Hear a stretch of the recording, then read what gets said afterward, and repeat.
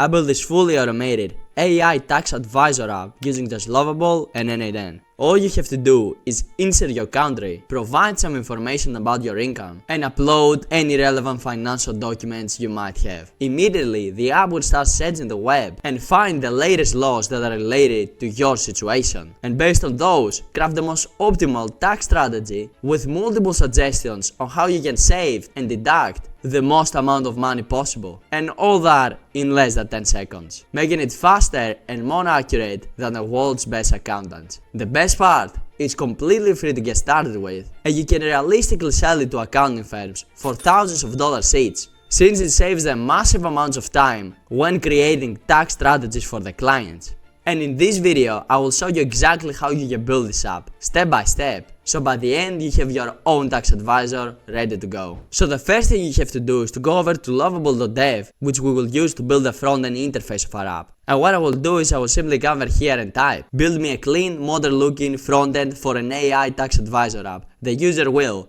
and then I basically tell it what the user will insert inside this app. And I say they will select the country with a drop down menu, they will choose their income type, they will simply type it in, they will enter their income amount, so basically how much money they make every year. And then I said optionally they will be able to upload different files. For example, if they have a financial document like an invoice or anything else related to their income, they will be able to upload it over here as a file, either as a PDF, as an image, or anything else. And then I also said optionally they can enter a question if they want something specific answered. And then I said create a modern looking UI with nice colors, keep everything simple, minimal and easy to follow, include a submit button that I can connect to my backend in N8N. And then I specifically told it to don't do any of the backend functions because I will do all of those in N8N, so Lovable doesn't try to build the backend of our app. And then I simply said a design that I really like is this. And now what I will do is I will come over to Google and search for nice looking UIs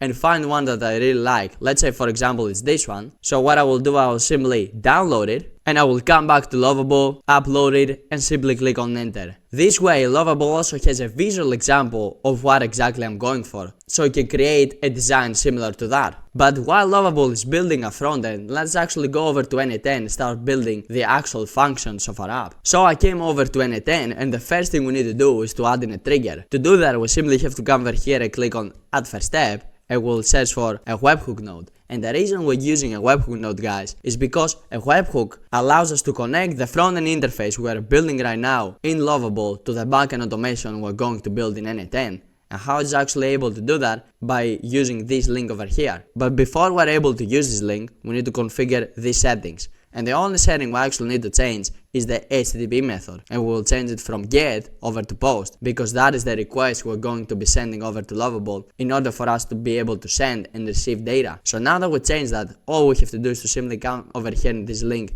and simply click on top of it to copy it in a clipboard. And if we come back over to Lovable, you can see that it also finished creating the UI over here, and it looks so good because we gave it a visual example with a trick that I showed you before. But now before we do anything else, we basically need to tell Lovable to send all the data that we input over here back in our N8N automation. So to do that, I will simply come over here and type, make sure you send in all the data over to this webhook URL. And what I will do is I will simply come over here and paste in the webhook URL I just copied. But I will also say, make sure you also send in any file that I upload over there as a binary file. And I'll click on enter. And the reason I specify that, guys, is because if we actually come over here and upload a document, for example a PDF or an image of an invoice we might have, then we will also need this to be sent over to N8N so we can actually use it. But because this isn't simple text, Lovable might confuse it, so I specifically told it to send it as a binary file because that is how it should be received over in N8N, as a binary file, and you will see why in a bit. Alright, so now that Lovable finished embedding the webhook inside that app, let's actually test to see if it works. So I'll simply come over here and select my country. Let's say I select United States, then over here in the income type, let's say I'm actually running a business, so I'll simply type in business. Then over here in the annual income, let's say I'm make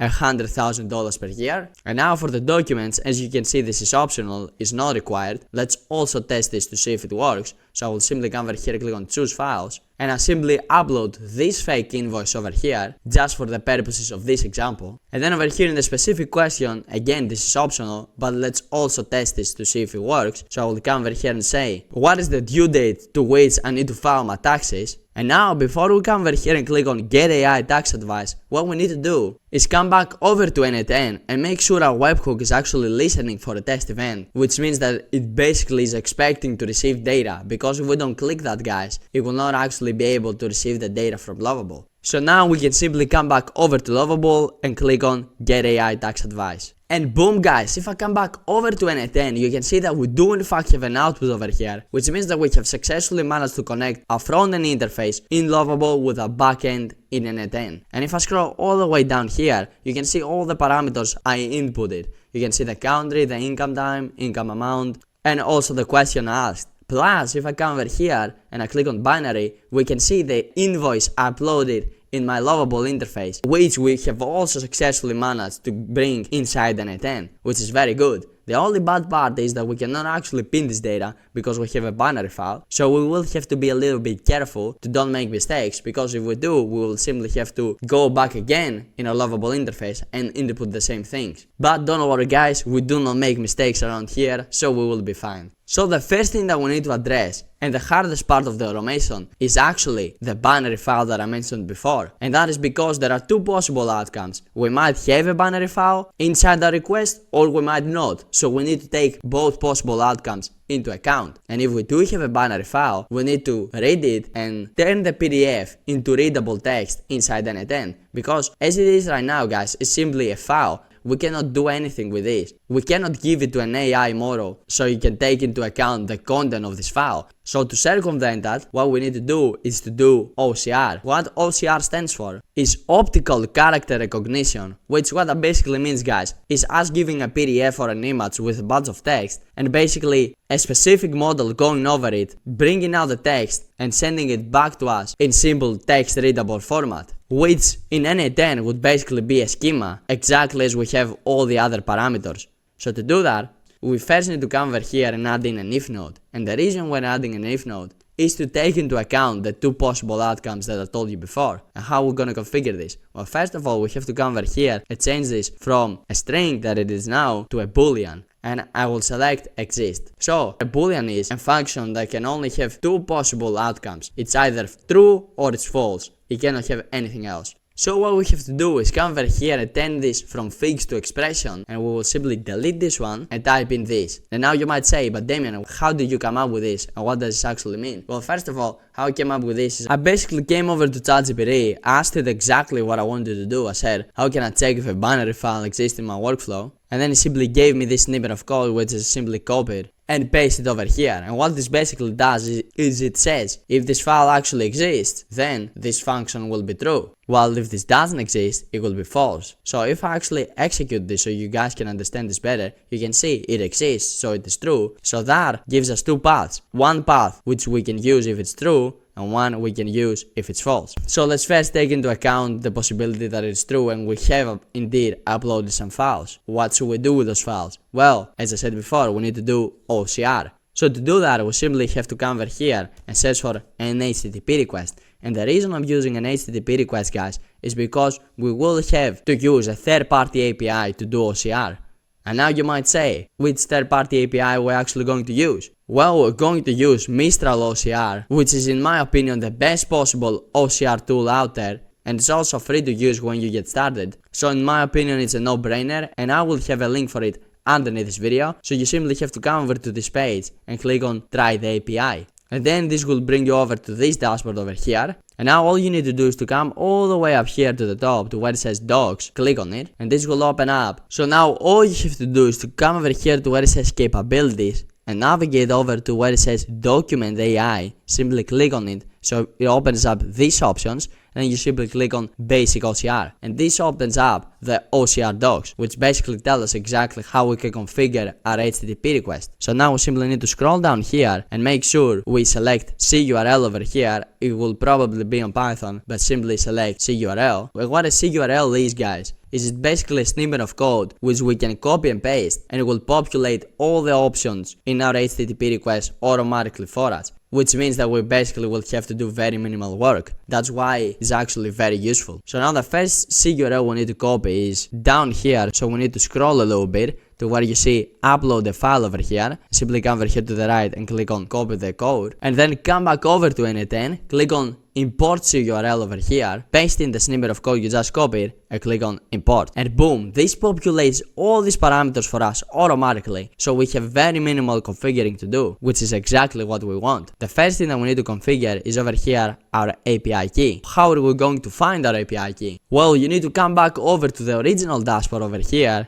and then simply navigate over to the workspace and click on API keys. And this opens up this tab with all of our API keys. So you simply need to come over here and create a brand new API key. Let's give it a name. I will name it N8N, and I will click on create new key, and I will simply copy it. And now what I can do is simply come over here, paste it in. But I don't think this is the best way to do it, because we will have to use this again. So we will have to go back, copy it again, paste it again, and it's just a hassle. The best way to do it, in my opinion, is if we come over here to authentication and we change this from none to generic credential type, and then we come over here to generic auth type and select header auth, and this opens up this tab where we basically can save any API key we might have. So you simply have to click on it and then click on create new credential, and then you can simply come over here and type in authorization exactly like this with a capital A, because if you don't type it like that, it's not going to work. Then over here in the value, what I will do is I will come and open it up to expression so you can actually take a look at it. So what you have to type over here is better space, and then what you need to do, come over here and paste in your API key. But this is super important. The first letter should be a capital, and then there should be a space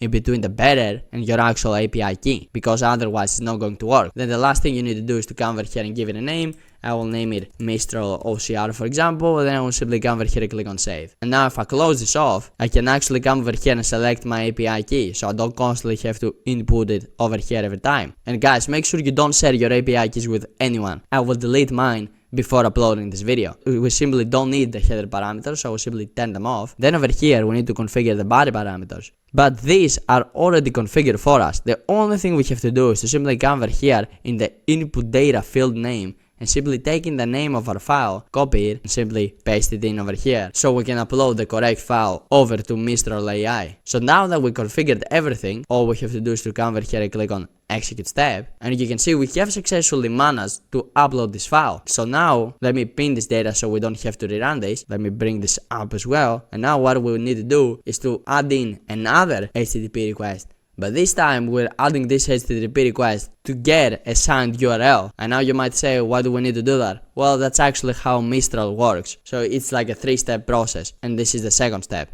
You simply have to come back to the docs and scroll down here to where you see get signed URL. And now what you need to do is to simply come over here and copy the snippet of code, come back over to N8N, click on import URL, delete the previous one, paste this one in, and click on import. And now there are two things that we need to configure. First of all, over here in the URL, if I actually turn this into an expression and open this up so you can take a better look at it, you can see over here we have an ID. What we need to put over here inside this ID is basically the ID that we got from our previous HTTP request. So I'll simply delete this one and take this schema with our ID over here and drag and drop it inside these two brackets. I'll simply paste it over here. So now I can close this off, and the other thing we need to do is configure authentication. But remember, we have actually saved our API key. So the only thing we have to do is to come over here in authentication, select generic credential type, then come over here and select header auth, and then simply select our Mistral OCR API key. So now if I come over here and click on execute step,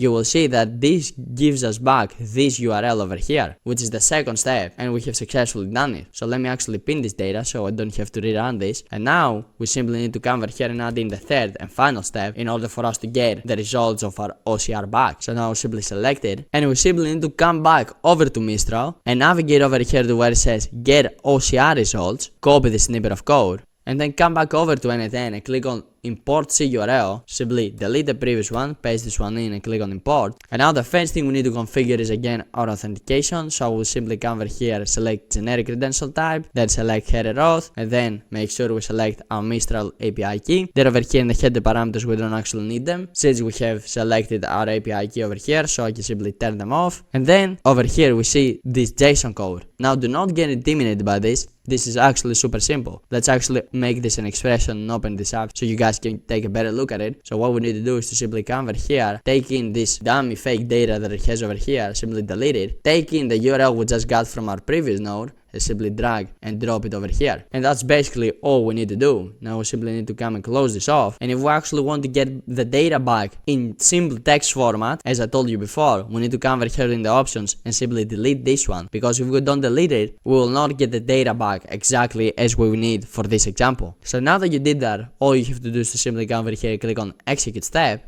And boom, you see, we have gotten all the data from the invoice. If I open this in a table so you can take a better look at it, you can see like it has basically all the data in the invoice in simple text format over here, which is exactly what we needed. So now we'll actually pin this data so I don't have to rerun this, and I'll simply click off of here. So now that we have analyzed the document and we basically have all the data that we actually need, because if I open up the webhook over here, navigate over to schemas, you can see we have the country, we have income type, we have income amount, we have the question, plus we also have the document we uploaded in simple text format. Well, what we need to do now is simply find the government websites that we actually need to crawl to get all the information from. So how we're gonna do that? Well, it's pretty simple. We're gonna have to come and click on the plus icon and we'll search for an LLM chain, guys. And the reason I'm picking an LLM chain and not a simple LLM model is because I want to use an output parser in this one, and you will see exactly why in a bit. But first, let's actually configure this node. So the first thing we need to do is come over here and change this from connect to chat trigger node to defined below, and then over here we need to give it a user message. So let me actually open this up so you guys can take a better look at it. And what I will type over here is take in all of this data and look for different government websites that would apply to this specific person when he's filling out his taxes, and return me a list with those websites.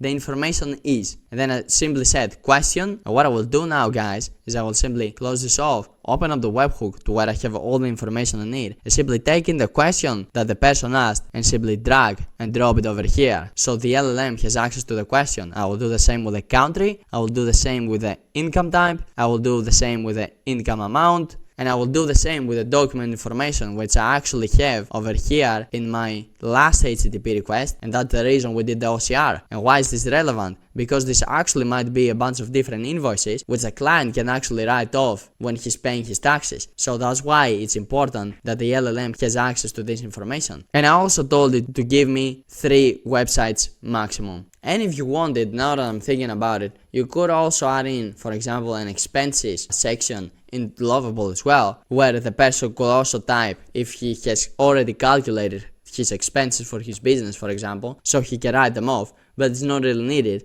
because if he simply uploads his documents, the AI is going to calculate it by itself. But it is a section that you can also write over to Lovable as well. But for this example, we're not going to use that because we simply have the documents over here. So now we'll simply come and click off of this. And now what we need to do is to add in an LLM model. So we come over here and click on the plus icon, and I need to select an LLM model. I will select ChatGPT for this example. You can obviously select in any model you want. And over here you need to select your ChatGPT credentials. Now if you don't have credentials, you simply need to come over here and click on create new credential, and you need to input your API key over here. Now to find your API key, you need to go over to platform/openai/API keys. I will leave a link for it in the description below, and simply come over here and click on create new secret key. Then you need to give it a name. I will name it demo for this example, and I will click on create secret key. This will generate my API key, so I'll simply have to copy it, come back over to N8N, simply paste it in over here and click on save. As you can see, credential was successfully created. So now if I close this off, I can simply come over here and select my API key, and for the model I will leave it on GPT-4o mini. But now the reason I told you I use the basic LLM chain and not a simple LLM is just so I can use an output parser. And what an output parser does, guys, is it basically tells the LLM exactly how I want it to output the information. Because if I actually run this, just so you guys can see, if I actually run it, you can see that it gives me this big block of text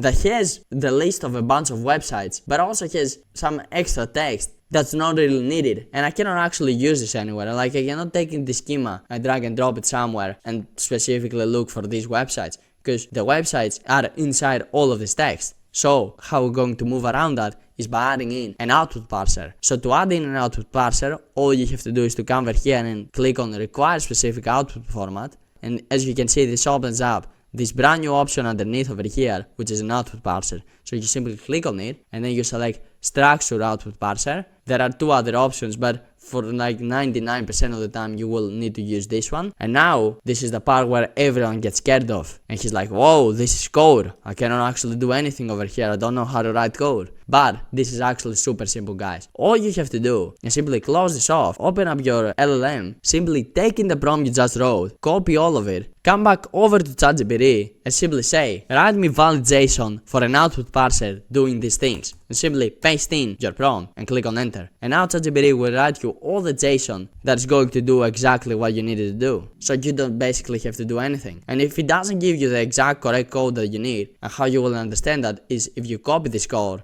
and you use it and it doesn't work, then simply tell it exactly what you want it to give you. So for example, you could say, only give me a list of government websites and nothing else, and click on enter.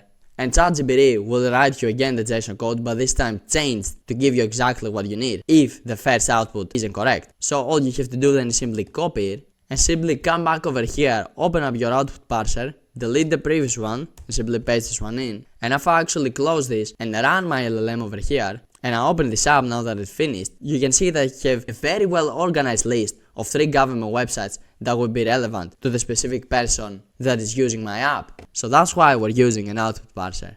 So let me actually pin this data so I don't have to rerun this. And now if you see, the steps should have been used even if you didn't have an actual document, because if we didn't have a document, we simply need to immediately search for the government websites. So what we need to do is to simply take this, bring this underneath a little bit here, and we can simply connect it with a false outcome of the if node as well. This way, whatever happens, this actually gets triggered and we can move on with the rest of our automation. So the next step of our automation is actually us scraping the websites that we got from over here and then giving the results to an AI so it can actually craft a final message that we can return in our Lovable interface. But before we do that, we will need to come over here and add in a split out node, and the reason we're adding this node, guys, is to simply make it easier for us to give the AI this data, because right now it's inside an array and ideally it would be inside a schema. So to circumvent that, I will simply take in the websites from over here and drag and drop it over here, and I will leave this on no other fields. If I come over here and click on execute step, you can see that this basically inputs all of these websites into one schema, which we can drag and drop and give immediately in our AI model.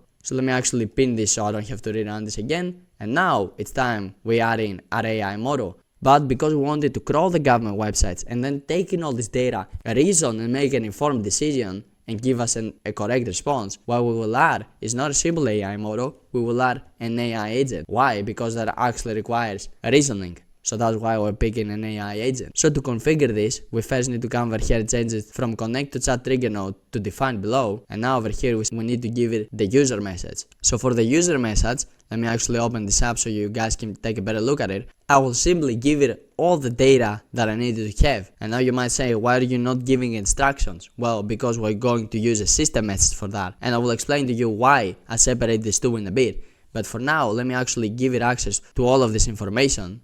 So I'll simply need to open my webhook over here, scroll all the way down, and again I will take in the country and paste it over here. The same with the income time, the same with the income amount, also the same with the question, and I will do the exact same with the documents, which I do not have inside the webhook. I actually have over here in my last HTTP request. So I'll simply take in all the text and drag and drop it over here. And now that we've done that, I simply can close this off. But now, before we do anything else, we also need to give it a system prompt. So to do that, we need to come over here and click on add option and select system message. And the reason why splitting these two, and I didn't actually split them in the previous AI node that I used, is because this is going to be significantly more complex for this AI model. That's why I'm splitting those, to make it easier for it to digest information.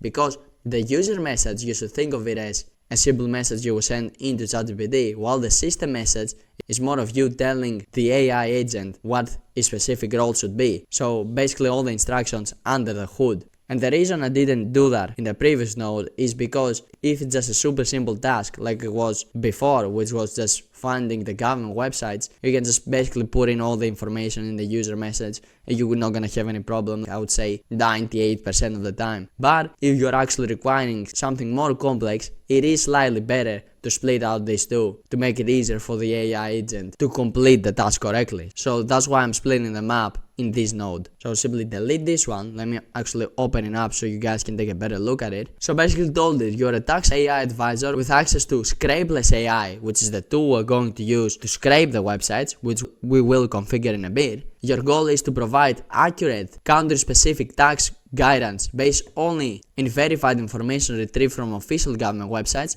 And then over here I gave it some instructions and I said identify the user's country, use scrapeless AI tool to do a bunch of things over here, retrieve relevant information, income tax brackets, available deductions and credits, filing details and special rules for users' income, salary, freelance, business, rental. Then I said to summarize the information and provide the user with estimated tax owed and applicable deductions or credits, as well as filing instructions with important deadlines. And then I said also if the user has a specific question, make sure you answer it, because remember, sometimes the user will have this question, sometimes he will leave it empty. So I told it if the user does have a specific question, answer it. Then I also told it the current time is, and then I typed curly bracket and I selected now. And that's something super underrated because the AI agent has a hard time knowing the date and time of today, and he might think we are in 2024 or 2023 and retrieve irrelevant information. That's why this is actually super important to tell it what the current date and time is right now. And then I gave it a simple output format. I said output me the country and tax year, estimated tax owed, potential savings, filing instructions, and your sources. So basically where you got this information. And then I told it I want you to give me the best possible tax strategy I can follow with my characteristics to save the most amount of money possible. Do the calculations for how much tax the person is going to pay based on the information. Now, if you want to read the full thing, you can simply pause the video and read it, or you can join my school community. The link will be in the description below, and simply download the full template, which will include this promo over here, so you basically don't have to build any of it, and it will automatically populate for you. But now we're finished with this one, so I will simply come and click off of it, and now what we need to do is simply add in an LLM model. So to do that, I will simply come over here and click on the plus icon on the chat model, and I will select OpenAI. Again, I will select my credentials and I will leave it on GPT-4o Mini. So now what we need to do is to give it access to the tool that is actually going to go over and crawl all these government websites that we got from over here. So which tool are we going to use? Well, we're actually going to use Scrapeless AI. And the reason we're going to use this tool is because it is actually super simple to scrape a bunch of websites with it. Plus, it also gives you $10 worth of free credits when you sign up, which is by far the most I have seen from all the scraping tools that I have used. But in order for you to be able to get access to this node, you actually need to have the community nodes enabled, because this is a community node. And if you don't enable them, you will have to use an HTTP request. So I would strongly suggest you to enable the community nodes. And how you can do that is by going over to your N8N interface and clicking on admin panel. This will bring you over to this dashboard. Then you need to come over here and click on manage and scroll all the way down here to where you see verify community nodes, and make sure you actually turn this on. And then you come over here and click on change plan. And then you will have to wait 1 or 2 minutes till N8N starts, and then you will have access to all the verified community nodes, which Scrapeless is one of those. So after you've done that and you have added this node, what you need to do is actually set up your credentials. So how are you gonna do that? Well, you're gonna have to come over here and click on create new credential, and you need to input your API key. So to do that, you need to come over to scrapeless.com. I will leave a link for it in the description below, and then simply come over here and click on try for free and create your account. And once you create your account, you will be brought over in this interface, and then all you have to do is to come over here to the top where it says API key, and simply copy your API key and come over here and paste it in. And then simply come over here and click on save. And as you can see, credentials was successfully created. So now you can simply come over here and select your API key. And then over here in the tool description, I will change it from set automatically to set manually. And I will actually give a description for when the AI agents use this tool. And I will say, call this tool where you need to crawl government websites for laws. And what I will also do is I will also come and rename it to find loss, because the AI agent actually uses the name of the tool plus the description to figure out when it should call on this tool or not. So that's why it's beneficial to also give it a relevant name. Then over here in the results, we will change it from deep SERP API, we will put it over to crawler, and over here in the operation we'll change it from scrape to crawl. And the reason we're doing that, guys, is because when we are crawling a website, we're basically retrieving more information and we're making more of a deep dive, we would say, in this website, rather if we just simply scraped it. So if you really try to go in depth and get a lot of information from a website, I would strongly suggest you to crawl it and not scrape it. So that's the difference between the two, and a lot of people don't know it. So I will select crawl, and then over here in the URLs to crawl, I will simply come over here in the schema, close this and go over in my basic LLM chain and go over in my split out node to where I have all of the government websites I need to crawl. And we see now why it's so useful to have them all in one schema. I will simply take them and drag and drop them over here. And then over here in the number of sub pages, you basically select how many sub pages you want to crawl on these websites. I will leave it on 5. You can obviously change it to whatever you want. And now I will simply click off of this here. And now you might think that we are done, but we're not done yet, guys. Because we want this AI agent to give us a very specific output. We do not want it to give us a random super long text. We want it to be structured. So what are we going to use? Well, you might have guessed it. We're going to open it up and we're going to use an output parser. And we're going to configure the output parser the same way we did before. So we'll simply come over here in the system message, open it up, because if you remember, I have a specific output format that I want my AI agent to give. So I'll simply come, take this, copy it, come over to ChatGPT and say, write me validation that gives me this output, and simply paste in my output over here and click on enter. And once ChatGPT finishes writing the JSON, I will simply come over here and copy it and come back over here, click on add output parser, click on structure output parser, come over here, delete the previous text, paste this one in. And now it's time we actually run our AI agent. So I will simply come over here and click on run, and boom, guys, it has finished generating. And if I actually come over here and open this up, you guys can see that we have a bunch of information over here to the right. And specifically we have the country tax year, the estimated tax owed, the federal income tax, the state income tax, which is solely for Ohio, because if you remember, in the invoice that we used, we do state that over here, our business is based in Ohio. So the AI agent actually managed to successfully take this information from the OCR that we did before and actually took it into account when it was making the calculations for how much tax we're going to have to pay, which is honestly incredible. And then over here we have the self-employment tax as well, and underneath it we have a bunch of potential saving strategies. You can see we can deduct business expenses including the 156 invoice, because if you remember, the invoice that we uploaded was for $156, and a bunch of other things over here. Plus, we also have some filing instructions for how can we file our taxes, because if you remember, we did ask the AI about filing our taxes. And over here, we also do have all the sources that the AI used to get all this information. So now that we have all of the data that we actually need, what we need to do is take this data and return it back in a lovable interface so we can display it there to the user. So to do that, I will simply need to come and click off of here, and then come over here and click on the plus icon and search for a respond to webhook node. And the reason we're using a respond to webhook node, guys, is because this node actually will allow us to return all the data back into Lovable. So to configure this, all we have to do is to come over here and change this from first incoming item to all incoming items, since we want to return all of this data back in our Lovable interface. But before we actually are able to come over here and click on execute step, what we need to do, guys, is close this off and come over here into the webhook and come over here in the respond method and change it from immediately over to using a respond to webhook node. Because if we don't actually change this, guys, we will not be able to use the respond to webhook node and send all the data back in a Lovable interface. Now, why do we have to configure this inside the webhook and not inside the respond to webhook node? Well, I have no idea. You should honestly ask an N8N. But that is how it is done, so make sure you actually make this change, and then all you have to do is to simply come over here in the respond to webhook node and simply execute the step. And boom, as you can see, successfully executed, which means that we have sent all this data back into Lovable. But if I actually come back over here to Lovable, I cannot actually see this data, and that is not because we did something wrong in N8N, neither did we do something wrong in Lovable. The problem is that we simply have not told Lovable that it needs to expect to receive data back, so it actually creates a section where it can actually display it. So that's exactly what we should do right now. So I will simply come over here and say,